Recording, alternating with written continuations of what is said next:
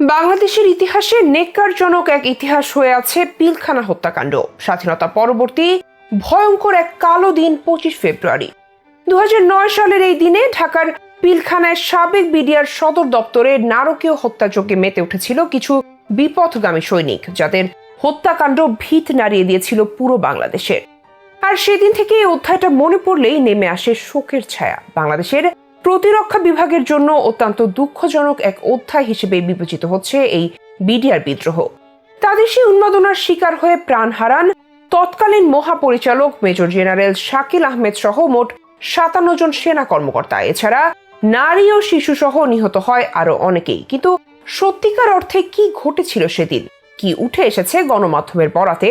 কেন এত আলোড়ন সৃষ্টি হয়েছে এই হত্যাকাণ্ড নিয়ে? স্বাধীনতা পরবর্তী বাংলাদেশ ইতিহাসে একটি কালো অধ্যায়ের নাম বিডিআর বিদ্রোহ। একটি ঘটনার রেশ ধরে বড় ধরনের পরিবর্তন আসে বাংলাদেশের সামরিক বাহিনীতে। এই ঘটনা নিয়ে দেশে নানা ধরনের কথা প্রচলিত রয়েছে, আছে বিভিন্ন মিথ। ফলে এই বিডিআর বিদ্রোহ নিয়ে সাধারণ মানুষের আগ্রহ ব্যাপক। একক কোনো ঘটনায় এত সংখ্যক সামরিক সদস্যের মৃত্যুর ঘটনা ইতোপূর্বে পৃথিবীর আর কোথাও ঘটেনি। এই ঘটনার পর বাংলাদেশের সীমান্ত রক্ষী বাহিনীর নাম বিডিআর থেকে বদলে বর্ডার গার্ড বাংলাদেশ বিজিবি রাখা হয়। মূলত বিডিআর হত্যাকাণ্ডে অসামান্য অর্জনের অধিকারী সেনা কর্মকর্তাদের হারায় বাংলাদেশ, যা অপূরণীয় এক ক্ষতি হিসেবে থেকে যাবে। 2009 সালে নির্দলীয় তত্ত্বাবধায়ক সরকারের মাধ্যমে অনুষ্ঠিত নির্বাচনে ক্ষমতায় আসে বাংলাদেশ আওয়ামী লীগ। ব্যাপক জনসমর্থন নিয়ে আওয়ামী লীগের সরকার গঠনের মাত্র 40 দিনের মাথায় সংঘটিত হয় বিডিআর হত্যাকাণ্ড। দীর্ঘদিন পর ক্ষমতায় এসে সরকার নিজেদেরই তখনও ঠিকমতো গুছিয়ে তুলতে পারেন। তাই এই বিদ্রোহের সবচেয়ে সম্ভাব্য ফলাফল ছিল আওয়ামী লীগ সরকারের পতন। বিডিআর বিদ্রোহ নিয়ে আওয়ামী লীগকে জড়িয়ে বিএনপি জামায়াতের নানা মুখরোচক গল্প ও মিথ্যাচারী এটি স্পষ্ট হয়ে ওঠে। 2009 সালের 25 ফেব্রুয়ারি রাজধানীর পিলখানায় তৎকালীন বাংলাদেশ রাইফেলসের দরবার হলে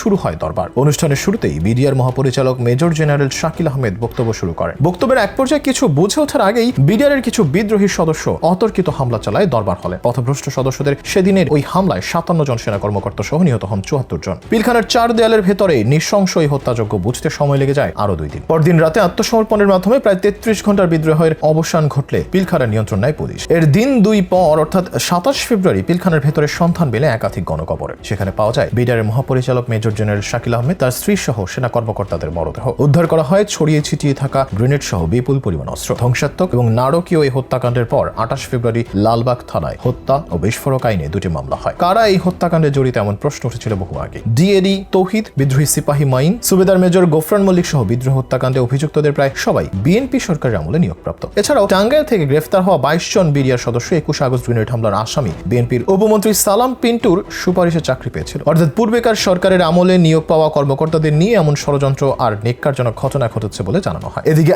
আদালতে প্রত্যক্ষদর্শী অফিসার ও সৈনিকদের জবানবন্দিতে সেদিনের ভয়াবহ চিত্রের বর্ণনা পাওয়া যায়। ঘটনার বিবরণ অনুযায়ী জওয়ানদের একটি দল সকাল 9টার কিছু আগে অস্ত্রাগারে গিয়ে সেখানে দায়িত্বরত এক মেজরকে জিম্মি করে অস্ত্র ও গোলাবারুদ লুট করে। সেখানে দায়িত্বরত কোনো বিডিআর সদস্য তাতে বাধা দেননি। 25 ফেব্রুয়ারি সকাল 9টায় পিলখানায় দরবার হলে বার্ষিক দরবার শুরু হয়। সারা দেশ থেকে আসা বিডিআর জওয়ান, জেসিও, এনসিও সহ 2560 জন সদস্যে তখন পরিপূর্ণ দরবার হল। 9টার কিছু পর দরবার হলে প্রবেশ করে মঞ্চে বসেন ডিজি শাকিল আহমেদ। 9:30টার দিকে শাকিলের বক্তব্য চলাকালীন সিপাহী মাইন মঞ্চে উঠে ডিজির দিকে অস্ত্র তাক করেন। এ সময় ব্রিগেডিয়ার জেনারেল এম.এ. বাড়ি তাকে ধাক্কা দিয়ে ফেলে জুতার ফিতা দিয়ে বেঁধে নিরস্ত্র করেন। সঙ্গে সঙ্গে বিপদগামী বিডিআর জওয়ানদের একটি অংশ দরবার হলে ঢুকে মহাপরিচালকের সামনে তাদের নানা দাবি নিয়ে চিৎকার চেঁচামেচি শুরু করে। পরিচালক শাকিল সবাইকে বারবার শান্ত হওয়ার অনুরোধ জানান এবং প্রত্যেক কর্মকর্তাকে নিজ নিজ ইউনিট সামাল দিতে বলেন। এরপরে সিপাহী সেলিম রেজার নেতৃত্বে একটি দল সশস্ত্র অবস্থায় দরবার হলে ঢুকে পড়লে সব পরিস্থিতি নিয়ন্ত্রণের বাইরে চলে যায়। এরপরই ভেতরে শুরু হয় গোলাগুলি। প্রায় 3000 সৈনিক এবং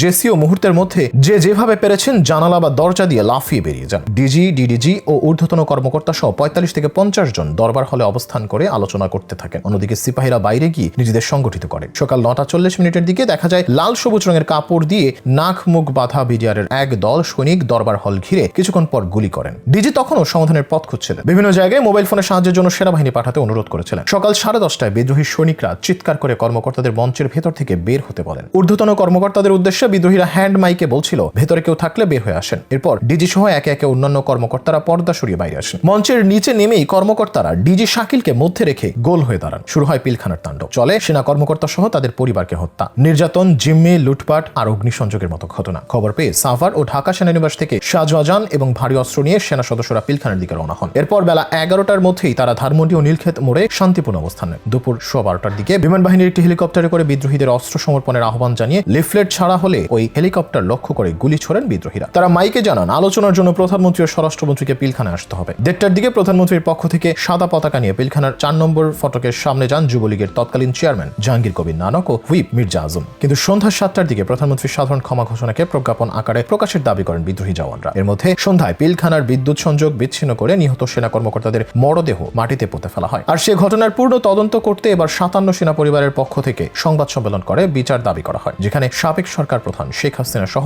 আরো অনেককে বিচারের আওতায় আনার আহ্বান সংশ্লিষ্টদের।